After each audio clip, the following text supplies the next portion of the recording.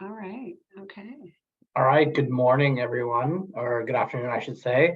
Welcome to, I think we're on our sixth power session now, or maybe seventh actually, with on digital customer service with Nancy Thompson. We're super excited to have everyone here, and I just want to give you a very warm welcome. Um, Before we get started, we just want to recognize that 5D Corporate Teaching and Learning Center is located in Mi'kma'ki, which is the ancestral and traditional lands of Mi'kmaq people.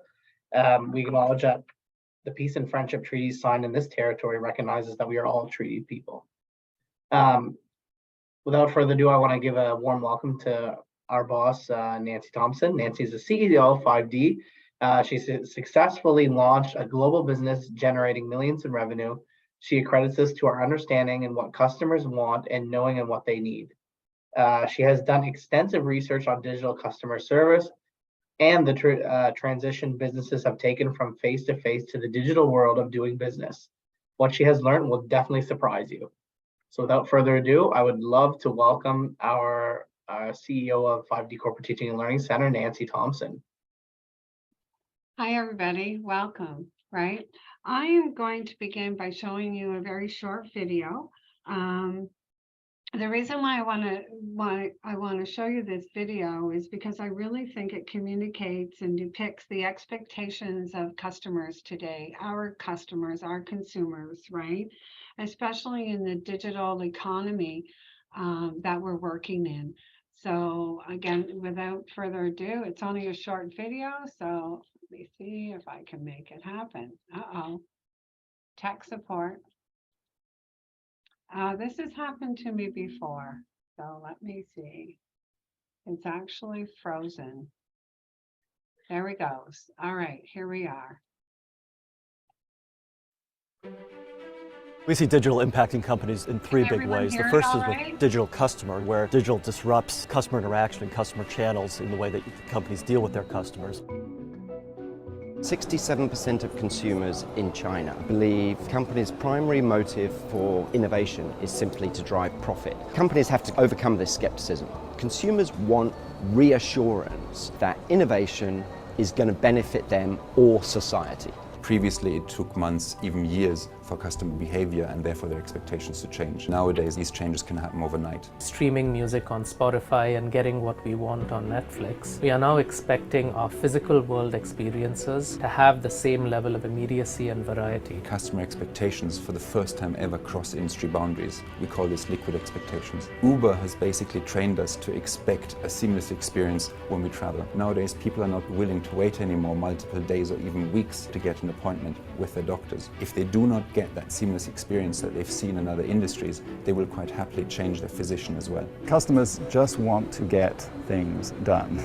They're looking for more efficient, more seamless ways to live their lives. A growing number of physical world transactions are far more likely to occur if the transaction can in some way be initiated on a mobile device. The big issue on every business's mind right now is digital. Every business in every industry needs to find their own pathway to get through it. And the challenge that a lot of companies have is how do they deal with that gap between the current business and the new business. Develop a mobilization capacity. It's actually about getting stuff from the bottom up and using that energy to fuel your model. Put the consumer at the center, to empower the consumer in terms of how their data is used and valued. It's about stepping back further and understanding what the deeper needs of your customers are and looking at innovative ways to solve those challenges as opposed to just doing the incremental things your existing customers want you to do. All right, so as we just learned, right, the consumers today are actually very demanding, right?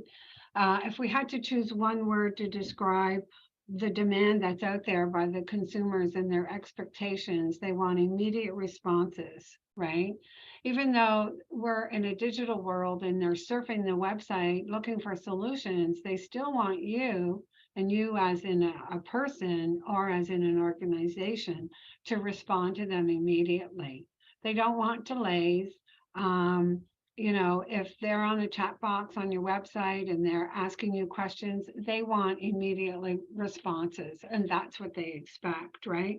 We've actually almost, the world COVID has kind of created this intense demand for that immediate response. And as I said, it doesn't matter whether they walk into your organization, they call you, they text you, they email you, they want the response right then and there. They do not have patience to wait, right?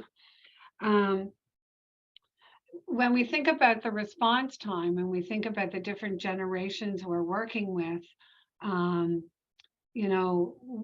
sometimes we have to ask ourselves, well, is this just a generational thing? Is this just, the sort of the young up and coming generation, Z, or, those types of early, out of university, because they're so used to technology, are they the ones that are demanding it? But the reality is no, right?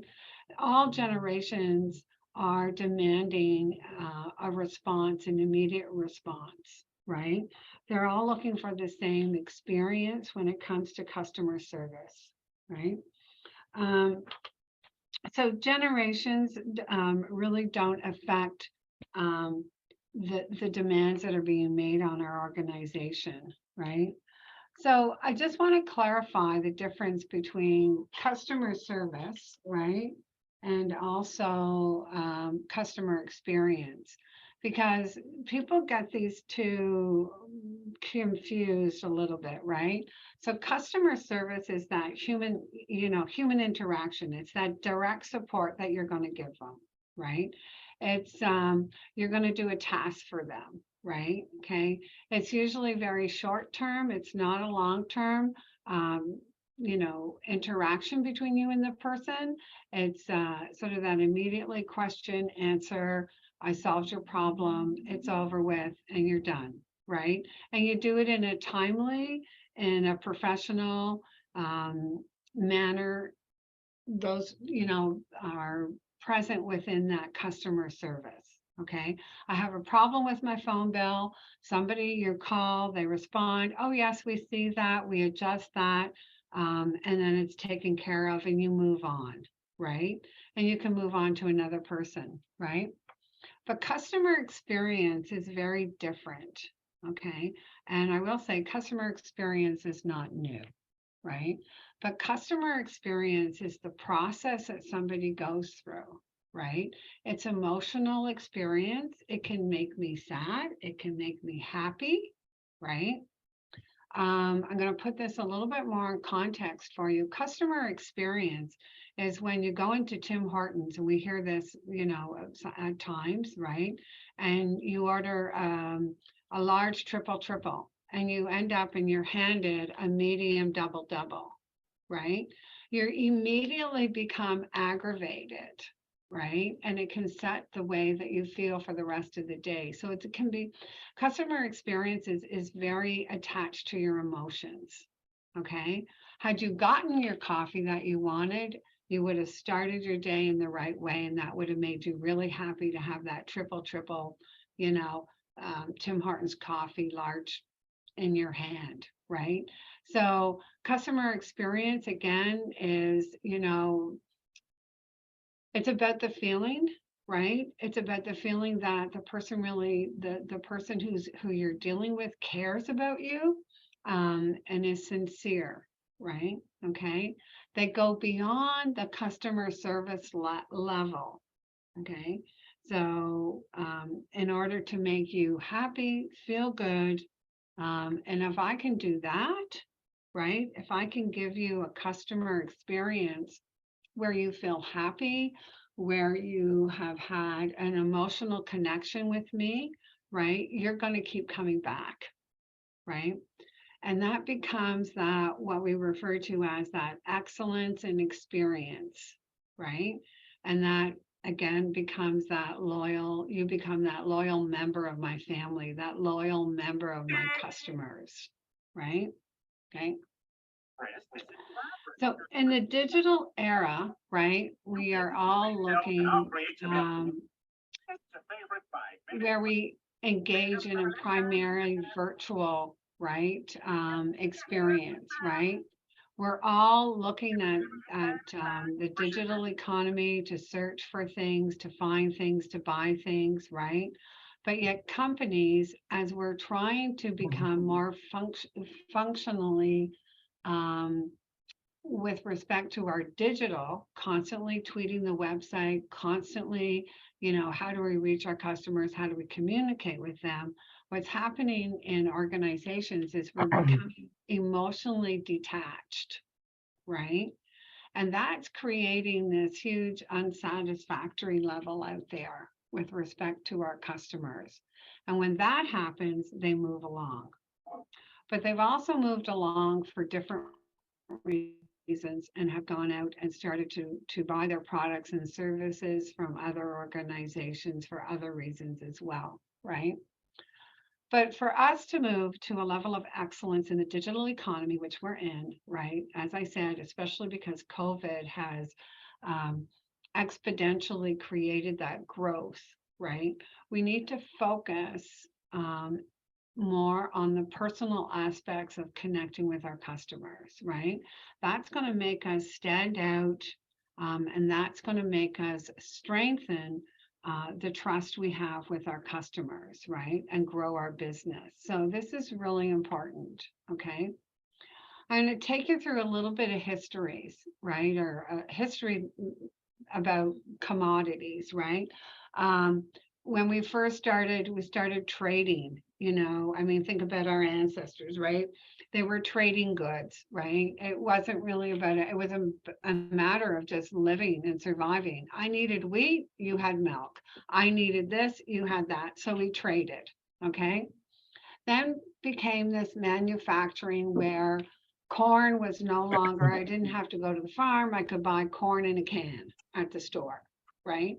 So I went to these stores, right, and bought the goods off the shelf, put them in my basket, and went home, right? As we grew and the world got bigger and more industrial, right, okay, we had to provide a better service, right, for our customers. So we started competing with other organizations, right? If we think of it again in the grocery store era, right?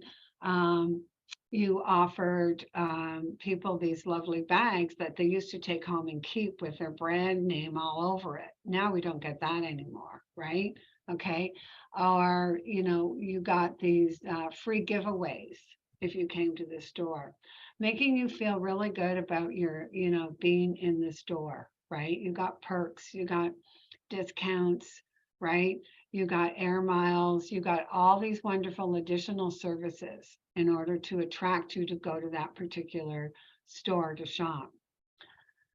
Then it became this wonderful, it was all about the experience. And Selfridge, if you Google Selfridge in your Google and you have the time, Selfridge is known for taking stores, the retail outlets, and turning them into an experience for consumers, right? We wanted to go, we actually went shopping to have fun, right? It wasn't just about getting products to put on our table. We went to these stores because they gave us a feel good, right? And a different experience. Think about the Edmonton Mall, where you can go into the Edmonton Mall and you can go and you can take your children, you can skate, you can do all these wonderful things. That's about creating that fun park shopping experience, okay, for the consumers, right? But those experiences, as good as they are changing today, and we need to change with it, okay? What we have to do today is we have to transform our customers, right? We have to transform them in the way in which they're shopping and stop them in their tracks, as it were, okay? Because consumers are not going to the mall like we used to, right? Everything is starting to take place, through online communication, right? Okay. I think, Phil, you said to me last week, you just have to send out a text message to people in your community and your fridge is gone. What you put into your fridge, right, it's no longer there. Okay. Yeah, exactly. Within a day, it's gone. Yeah.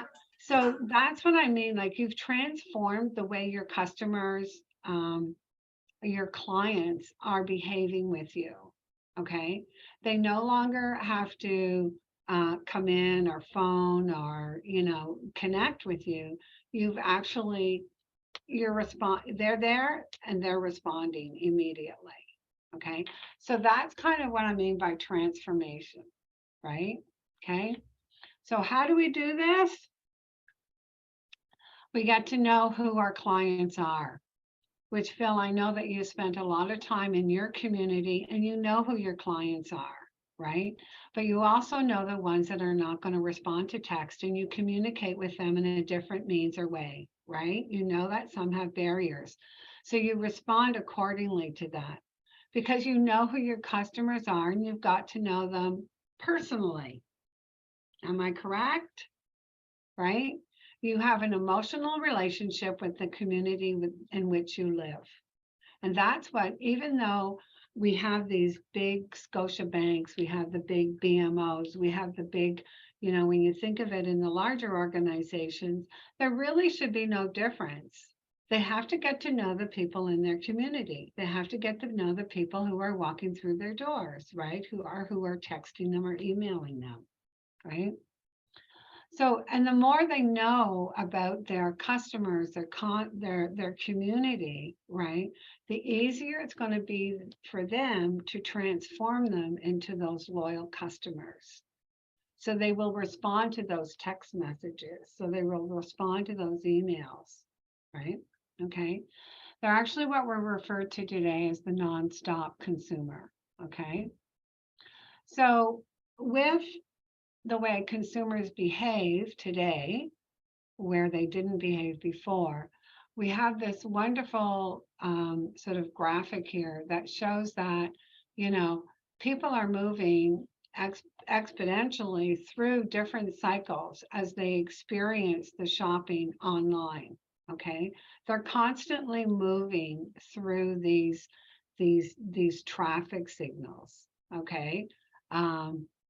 As they sort of work to find the products and services and the companies that they want to deal with, right? Okay. So in order for us to stop them in their tracks, right, as they're looking around and browsing, but on the web, out there, Googling, right, we need to become more informed about the process and the processes that they're behaving in. We need to know how to navigate the complexity of the world that we're working in, okay? We also need to know and get to understand what motivates our customers, what motivates our clients, and what's going to influence them and how they're influenced, right? And if we don't know that, right, then we're not going to reach them. They're not going to respond, right? And I'm going to go back to Phil. Phil, you fill your fridge with all these wonderful produce, right, and meals and what have you for your community. If you're sending those text messages, and this is just possibly, if you're sending them to somebody, to a household that's income, they're doing very well and what have you, right, they're not necessarily going to come down and take from your fridge, right? So you really need to be, exactly, yeah. Yeah, so you need to know who they are and what's going to influence them, right? Very targeted, very specific, right? So it's a really good example, I think, as to what's going to influence them to come down and utilize the offerings that you have as a community center, right? Okay, and what's going to influence them. And I think you understand that really well. Previously, we used to have this very straight funnel, right? You could put an ad in the paper, you could do a radio blast, and you could easily drive your customers straight down the funnel. Okay, call it a sales funnel, call it a navigational community service funnel, right? But it used to be very linear, right? So you started to fill in the top and you took them all the way down to the point where they're utilizing your services, right? Okay. Today, it doesn't look like that. Okay. today our services actually are very, like, they're coming in, especially with online, all right? They're actually Googling, and they could be drawn to 5 different websites, and they're going to search all those different websites, okay? And they may enter your organization. They may have notified you on a social media link, okay? Somebody in your community could have tweeted out something really good about, the services that you're providing, and that's where they saw you on Twitter, okay? They may have searched you through an online communities. Maybe they had a problem. I know here sometimes if we have a technical problem, we start asking the question and we get all these answers, right? Which navigates us to different service providers, right? So they're coming in at all different points now. It's no longer linear, and what we have to do is figure out where that person is and what it is they're looking for at that given point in time, and how we connect with them. So it's far more complex, right? So as people go through, or consumers go through their journey, okay, they discover new things, they purchase different items, they may use it, they're going to evaluate it, and they're going to consider whether they're going to come back. They're going to make a voice on the internet as to whether other people should use your products or services, reach out to you, connect with you, right? Okay. So again, it's very complex, the sales type of pipeline that we're working with today. Okay. And it's filling up at many different points within that pipeline, as I said, right? But you still need to drive consumers, right? Your clients to you, right? Because that's how we all stay in business, right? You need to be available at every one of those points that they're entering, okay? And you need to convert them, right? Or divert them at any particular point, okay? And so that means that we have to educate more, and we have to inform our customers more, okay? And that takes a lot of work, right? Customers can now comprehensively inform themselves. They can educate themselves, and so many of us do that. Again, I'm going to go back to technology. I can solve a word problem. I just have to Google it. I no longer have to call an IT company and have that problem solved. Google has all the answers, right? Okay.